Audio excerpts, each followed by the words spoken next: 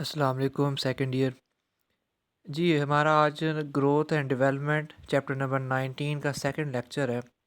और आज हमने पढ़नी है कंडीशंस ऑफ ग्रोथ। एक सिंपल टॉपिक है। इसमें हमने दो फैक्टर्स पढ़ने हैं। एक पढ़ने हैं एक्सटर्नल फैक्टर और एक पढ़ने हैं इंटरनल फैक्टर्स। सबसे पहले जी हम एक्सटर्नल फैक्टर्स डिस्कस कर लेते हैं, उसके बाद हम इंटरनल फैक्टर्स को डिस्कस करेंगे। एक्सटर्नल फैक्टर्स पर आ जाए। अब एक्सटर्नल फैक्टर्स में जब हम देखते हैं तो उसने कहा कि टेम्परेचर हमारे पास पहला एक्सटर्नल फैक्टर है। इसका ग्रोथ का और टेम्परेचर का आपस में डायरेक्टली प्रोपोर्शन का रिलेशनशिप है। यानी जितनी टेम्परेचर होगा उतनी ग्रोथ इंक्रीज़ होगी। अब यहाँ पर तीन पैरामीटर्स बताए गए हैं ग्रोथ के। एक ये है कि नॉर्मल रेंज में टेम्परेचर जो है वो 0 to 35 सेल्सियस है। ऑप्टिमम टेम्परेचर वो टेम्परेचर होता है जिसमें ग्रोथ मैक्सिमम हो जाती है, जो 25 to 30 और 5 to 10 सेल्सियस है। देन ग्रोथ स्टॉप कब हो जाती है? जब टेम्परेचर टू मच हाई हो जाए, यानी 35 to 40 सेल्सियस।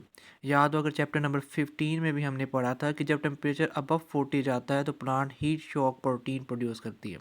यानी 40 जो टेम्परेचर होता है ना, वो लिमिट होता है। ये बहुत, इसके बाद टेम्परेचर जैसे हाई होते हैं वो प्लांट के लिए स्ट्रेसफुल होता है और प्लांट की ग्रोथ ऑटोमेटिकली स्टॉप होती है। उसके बाद ये दूसरा फैक्टर्स है हमारे पास लाइट का। लाइट पौधे पर तीन तरीके से असरअंदाज करती है।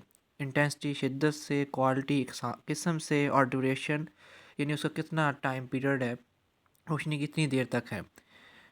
सबसे पहले उसने बताया कि जो रेड लाइट होती है ना, वो प्लांट की ग्रोथ, उसकी इन्लार्जमेंट, उसकी इलोंगेशन के लिए बड़ी हेल्पफुल होती है। और अगर आप उसको ब्लू लाइट देंगे तो उसमें सेल की तकसीम बढ़ जाती है। अगर आप उसको यूवी लाइट देंगे तो उसमें सेल की एलोंगेशन या इन्लार्जमेंट स्टॉप हो जाती है या डिक्रीज़ होती है। फोटोप्रोडिज्म यानी ड्यूरेशन ऑफ लाइट, ये बड़ा मायने होता है कि फ्लावर ने या फूल ने कब खिलना है, कब बंद होना है।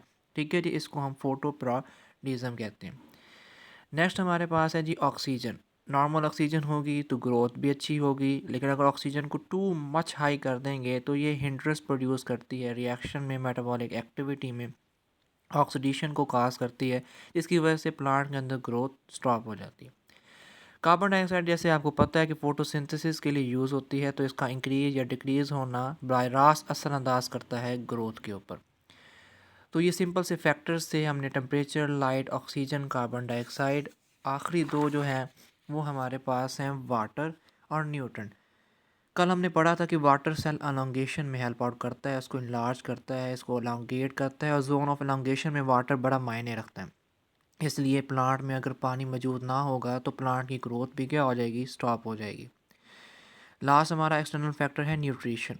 डायरेक्टली प्रोपोर्शन टू ग्रोथ है और ये एनर्जी देता है प्लांट्स को। डेफिनेटली न्यूट्रिशन हर एक ऑर्गेनिज्म की ज़रूरत है, और अगर न्यूट्रिशन उसको नहीं मिलेगा तो वो प्लांट की ग्रोथ भी क्या हो जाएगी? स्टॉप। ये थे जी एक्सटर्नल फैक्टर्स। अब हम अपनी बैक साइड पर आएँ तो हमारे पास इंटरनल फैक्टर स्टार्ट हो जाते हैं। इंटरनल फैक्टर्स में जो है जी, ये हार्मोन्स और वाइटामिन्स दोनों ही बड़े अहम है प्लांट की ग्रोथ के लिए। हम आगे जाके पढ़ेंगे भी डिफरेंट हार्मोन्स की प्लांट के अंदर क्या क्या रोल हैं। यहाँ जस्ट उसने IAA, जिसको इंडोल एस्टिक एसिड कहते हैं या ऑक्सिन कहते हैं, ये सेल अलोंगेशन में हेल्प आउट करती है। इस तरीके से वाइटामिन्स एंजाइम के तौर पर एक्ट करते हैं, को एंजाइम के तौर पर एक्ट करते हैं, जो प्लांट के अंदर डिफरेंट मेटाबॉलिक प्रोसेस के अंदर यूज़ हो रहे होते हैं। तो ये जो थे कंडीशंस ऑफ ग्रोथ, जिसमें हमने एक्सटर्नल और इंटरनल फैक्टर्स पढ़े हैं। ठीक है जी, बहुत सिंपल सा टॉपिक था। अब हम चलते हैं अपने नेक्स्ट टॉपिक की तरफ। नेक्स्ट टॉपिक है जी हमारा डिफ्रेंशिएशंस इन प्लांट। डिफ्रेंशिएशंस इन प्लांट में अगर आप देखें तो सबसे पहले आपके पास जाइगोट होता है। जाइगोट जो सीड के अंदर मौजूद होता है, फिर वो एम्ब्रियो बनना स्टार्ट होता है। एम्ब्रियो के दो प्रोसेस होते हैं यहाँ पर, एक तो जड़ को बनाना और एक है शूट को बनाना। जो जड़ को बनाएंगे वो रूट एपिकल मेरिस्टेम होते हैं, और जो शूट को बनाएंगे वो शूट एपिकल मेरिस्टेम होते हैं। इसके बाद रूट एपिकल मेरिस्टेम जो है वो वास्कुलर एंड कॉकैम्बियम यानी सेकेंडरी ग्रोथ को डेवलप करेंगे, साथ प्रिमोर्डियल सेल को भी डेवलप करते हैं। प्रिमोर्डियल सेल दरअसल वो सेल होते हैं जिन्होंने आगाज़ करना होता है जड़ का। इनको हम पेरिसाइकिल भी कहते हैं। पेरिसाइकिल हम उसको कह रहे होते हैं जो रूट के अंदर प्राइमोर्डियल सेल मौजूद होते हैं। इसी तरीके से शूट के अंदर भी वास्कुलर कैम्बियम, कॉक कैम्बियम और प्रिमोर्डियल सेल वो होंगे जो कमिटेड करेंगे शूट को। इस तरीके से प्रिमोर्डियल सेल शूट पे भी मौजूद होते हैं जो शूट डेवलप करेंगे, और रूट के अंदर भी मौजूद होते हैं जो रूट को डेवलप करेंगे। एक सिंपल सा टॉपिक था कि किस तरीके से जो है ना वो जाइगोट फिर सीड में वो स्टोर होता है, और सीड से फिर एम्ब्रियो डेवलप होता है, और एम्ब्रियो से कैसे शूट और रूट प्रिमोर्डियल सेल रूट और शूट को डेवलप करते हैं, और उसके बाद हमारे वास्कुलर कॉर्ड कैम्बियम स्टार्ट हो जाता है। सिंपल सी। इसके बाद जी नेक्स्ट हमारे पास जो है वो है development in animals. Development in animals भी बहुत सिंपल टॉपिक है कि आपको पता है एनिमल में सबसे पहले गमीट्स फॉर्मेशन होती है, स्पर्म और एग फॉर्मेशन, फिर वो फ्यूज़ करते हैं जिनको फर्टिलाइजेशन कहते हैं, फिर वो डिवाइड करके अपने जैसे लातादाद अरबों सेल बनाते हैं जिनको ब्लास्टोमेयर्स कहते हैं। ब्लास्टोमेयर अरेंज होती हैं लेयर्स में जैसे एक्टो, मीज़ो और एंडो। फिर एक्टो, मीज़ो और एंडो हर एक के सपोर्ट बॉडी के डिफरेंट ऑर्गन्स होते हैं। जैसे कि अगर आप ब्लैक आउटलाइन में देखें तो सारा एक्टोडर्म क्रिएट कर रहा है, इसमें एपिडर्मस, हाइपोडर्मस, स्किन, एंडोडर्मस, ये सारा वो डेवलप करेगा। नर्वस सिस्टम, मसल्स वगैरह सारा मीज़ोडर्म डेवलप करेगा। इंटरनल गट सारा एंडोडर्म डेवलप करेगा। तो इस तरीके से गैस्ट्रोलेशन यानी लेयर्स फॉर्मेशन के बाद ऑर्गेनोजेनेसिस होती है, यानी ऑर्गन फॉर्म होते हैं, और बेसिकली ये ऑर्गन यही लेयर्स ही डेवलप कर रही होती हैं। उसके बाद ग्रोथ होती है उस ऑर्गेनिज्म की, वो अपनी एडल्ट साइज़ को अटेन करता है, अपने साइज़ को अचीव करता है, और इस तरीके से एनिमल्स में डेवलपमेंट कंप्लीट हो जाती है। इसके बाद है जी ग्रोथ कोरिलेशन का टॉपिक, आज का हमारा लास्ट टॉपिक जो है। ग्रोथ कोरिलेशन जो है ना वो कोरिलेशन मतलब होता है ताल्लुक आपस में। उसने कहा है कि जब भी प्लांट के डिफरेंट ऑर्गन्स आपस में एक ख़ास ताल्लुक के साथ ग्रो करते हैं, the reciprocal relationship of growth between different parts of plants in which one part effect the growth of other parts, यानी किसी एक हिस्से का किसी दूसरे हिस्से पर असरअंदाज हो और फिर वो इस तरीके से मैनेज करके अपने आप को ग्रो करें, इसको ग्रोथ कोरिलेशन कहते हैं। इनमें सबसे पहले हम एपिकल डोमिनेंस को डिस्कस करते हैं। एपिकल डोमिनेंस वो है, एपिकल कहते हैं टिप को। जब कोई भी टिप ग्रो करती है तो लेटरल बर्ड्स डेवलप नहीं करती, लेटर्स कहते हैं साइडों वाले, तो वो क्या कहलाती हैं, एपिकल डोमिनेंस। एपिकल डोमिनेंस में दो हार्मोन का बड़ा रोल है, ऑक्सिन और साइटोकाइनेंस। आगे अगर हम देखें तो हमारे पास इनहिबिटरी और कंपनसेटरी इफेक्ट आते हैं। अगर आप डायग्राम को देखें तो यहाँ पर एपिकल बर्ड ग्रो कर रही है क्योंकि यहाँ पर एपिकल डोमिनेंस है। जब तक ये टिप है ना तब तक लेटरल बर्ड्स ग्रो नहीं करेंगी। तो लेटरल बर्ड्स ग्रो उस वक्त करेंगी जब आप टिप को काट देंगे। टिप काट देंगे तो लेटरल बर्ड्स ग्रो करना शुरू कर देती हैं।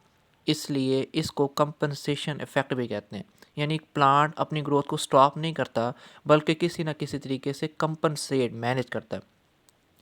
इनहिबिटरी इफेक्ट में यही है कि जो growth of lateral bird inhibit the growth of apical bird and apical dominance cause by auxin and cytokinin play the important role in the apical dominance, यानी ऑक्सिन भी रोल प्ले करेगा, cytokinin भी role play करेगा, और जब तक apicals है ना, एपिकल बर्ड है, लेटर बर्ड ग्रो नहीं करेंगी।